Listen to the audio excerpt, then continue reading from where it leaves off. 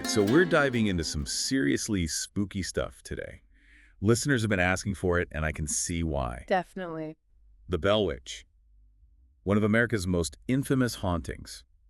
Not your average ghost story either. Not at all. It goes way beyond your typical haunted house, that's for sure. We're talking generations of intrigue, a potentially vengeful spirit. Even a U.S. president gets tied into the story. Yeah, what really grabs you with the Bell Witch is that it was so active, even interactive, you could say. Okay, so let's set the scene. It's 1817 rural Tennessee. The Bell family starts noticing some weird stuff on their farm. Right from the get-go, there's weird animal sightings, strange noises inside their cabin. Tapping, scratching, like gnawing sounds. Super creepy. But that was just the start. Oh yeah, things escalated. Big time. The sounds got louder, whispers turned to actual voices, people even saw figures. Not just quick glimpses either. This thing could hold conversations, sing, even curse people out. Full-on interaction. And that's where it gets really chilling, really. Totally. This entity, the Bell Witch, seemed to have it out for John Bell Sr., the father. Like a vendetta. It would pull his hair, slap him around, knock him down, constantly tormenting him with words. Awful. You almost get the sense that this thing got off on his suffering. Disturbing to think about. And his health went downhill fast. Yeah. Tremors, swelling, weakness. Officially, the cause of death was poisoning back in 1820. But the legend says the Bell Witch took credit for it. Laughed at his funeral, even. Which begs the question, why such a personal hatred for this guy? Right.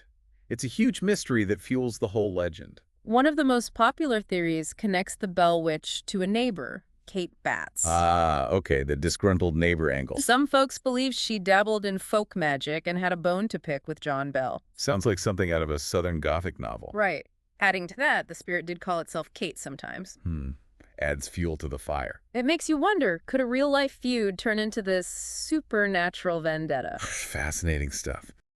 But even with John Bell gone, the story didn't end. No. The Bell Witch turned its attention to his daughter, Betsy Bell. Now, this is one of the weirdest parts to me. The spirit was obsessed with Betsy's love life. Harassment, threats, all to break off her engagement. Not your typical ghost behavior. And she did break off the engagement. It makes you wonder, why would a spirit care about a young woman's romance? It's baffling. What's the motivation? Yeah, a total head-scratcher. Points to a real intentionality, a desire to control things that goes beyond what we usually see with paranormal stuff. So unsettling. Yeah. Okay, but before we go too deep into the psychology of it all, Right. how did this family drama turn into a regional phenomenon? Because this wasn't just a rumor word of this talking, object-moving, violent spirit. It spread like wildfire. People were terrified, obviously, but also completely fascinated. It wasn't just locals either. Even Andrew Jackson went to check it out. Future president, no less. Wait, hold on. Andrew Jackson? Yeah. The hero of the Battle of New Orleans? He met the Bell Witch. Well, that's the story. He and his crew definitely had some strange experiences at the Bell Farm. That's crazy. What happened? Accounts vary, but he supposedly said, "I'd rather fight the British again than face the Bell Witch." Whoa. High praise from a guy like Andrew Jackson. Speaks to how powerful and fascinating this legend is. And remember, it's not just the historical figures. The Bell Witch had such a wide range of abilities. Right, this wasn't just spooky sounds or flickering lights. We're talking full conversations, physical attacks. Moving objects. That's a whole different ball game compared to your average ghost. Totally different. This was tangible, visceral fear that the Bells experienced. That's what still gets to people today. No doubt. Okay, so we've got this intense personal haunting with a powerful entity. Not your typical ghost story. Definitely not. But even with John Bell's death, it's not over. The Bell Witch didn't just vanish, did it? Nope. Legend says it left after John died, but would pop back in to visit family members. And then there's the Bell Witch Cave. Oh, yeah. A dark, damp cave where this thing supposedly still hangs out. Creepy. So the Bell Witch is still very much alive, so to speak, drawing in tourists, paranormal folks, all looking for a taste of the unknown. It's true. But the biggest question remains. What was it? That's the million-dollar question, isn't it? Poltergeist. A family feud blown out of proportion. Yeah. Or a genuine spirit with a grudge. Right. We need to dig into those theories if we want to understand this thing. Okay, then let's unpack them and see if we can shed some light on this enduring mystery. Let's kick things off with the poltergeist theory. It always comes up in paranormal investigations. Makes sense. Poltergeist basically means noisy ghost in German. Oh, I didn't know that. They're known for causing all sorts of disturbances, moving things around, making noises, even getting physical. Like what the Bill family went through, right? Yeah, but here's the thing. Poltergeists are usually connected to teenagers, emotional turmoil and all that. Oh, yeah, I've heard that. So was Betsy Bell.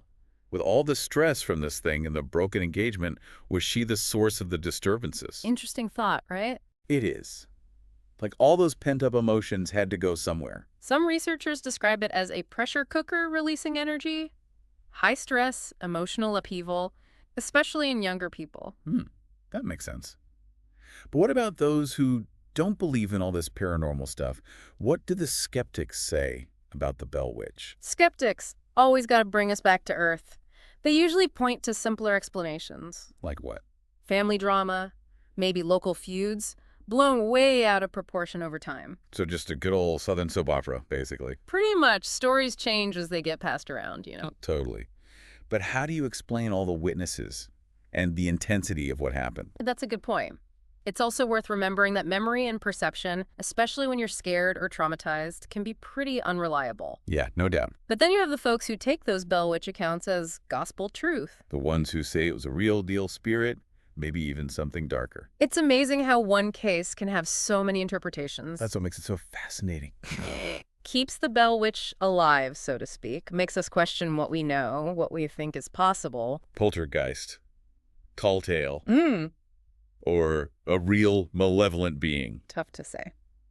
Okay, but what about the Kate Batts theory? Anything solid to back that up? It's compelling. The rumors about her folk magic, the grudge against John Bell. Right. And remember, the spirit did call itself Kate sometimes. Yeah. If we assume spirits can talk to us, it hints at a connection, maybe even possession. Whoa, possession. Now that's a whole other level of creepy. Definitely takes things up a notch. Okay, back to the impact on the community. We talked about Andrew Jackson, but what about other people? Were there any patterns in what they experienced? Tons of first-hand accounts from people who claim to have seen or heard the Bell Witch. Some heard the voice, others saw stuff move, some even felt physical contact. And these were different people, different times. Exactly. What's striking is how consistent those accounts are, even after all this time. Makes you think, huh?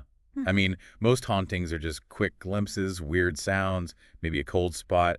But the Bell Witch was way more interactive, like it had a personality. And intelligence. That's what makes it so different, so scary. The talking, the physical stuff, moving things around. All signs of a completely different kind of haunting. It's like the Bell Witch was a character in this family drama, messing with their lives on purpose. What was it after? Just to cause pain? That's the big question that lingers around this whole legend. We can guess, but the Bell Witch's true motives, that's a mystery. So we've got poltergeists, skeptics, and maybe a vengeful spirit. What about the lasting impact, the legacy of the Bell Witch? On a cultural level, it's become part of American folklore. Makes sense. It's been around for ages. It's been passed down for generations, inspired books, documentaries, movies even. It's up there with, like, the Headless Horseman or the Jersey Devil. Classic creepy Americana. Totally taps into our primal fears about the unknown, things that go bump in the night. But it's got to be more than just a good scary story, right? Oh, definitely. The Bell Witch is a huge part of the Southern Gothic tradition. That dark, brooding Southern vibe. Exactly. Exploring the darker side of human nature, those unsettling parts of Southern history and landscape. I can practically hear the cicadas and feel the humidity just thinking about it. But beyond culture, the Bell Witch still sparks debate and investigation in the paranormal community. For real. People are still looking into it. Absolutely. Researchers, investigators, both amateur and professional, trying to piece together what happened back then. So cool. What are they doing? They investigate the Bell Witch cave, go through old accounts, some even try to talk to the entity itself. Communicate with the Bell Witch. Now that's something I'd love to see. Maybe from a safe distance, though. I hear you on that one. But the fact that people are still digging into this case after all these years. It says a lot about the story's power. It's not just about finding proof, I think. For many, it's about wrestling with the unknown. That idea that there might be more to this world than what we can see and touch. This constant push and pull between our logical minds and that part of us that wants to believe in something bigger. Yeah, I get that. And that's what's so captivating about the Bell Witch. Makes us question what we believe, explore the limits of what we know, and accept that some things just can't be explained. But even if we can't explain it, The Bell Witch has definitely left its mark on our culture and how we view the paranormal. Totally. It reminds us that even with all our technology and progress, there are still mysteries out there that defy logic. And mysteries that keep us hooked, keep us wondering if there's more to reality than what we see on the surface. It's wild how a story from way back then, like the 1800s, can still be so creepy. The Bell Witch just doesn't get old, does it? Not really, no. And I think it's because, unlike other ghost stories, it taps into those deep fears we have about the unknown. It's not just there, it's active, intelligent, and it seems to enjoy messing with people. Exactly. That's what gets me, the intelligence and the, pure malice. It's like the Bell Witch is playing games with its victims, messing with their lives for fun. Yeah, and going after not just John Bell Sr., but also Betsy as a whole other layer to it. Why would a spirit, if that's even what it was, care so much about a young woman's love life? Right.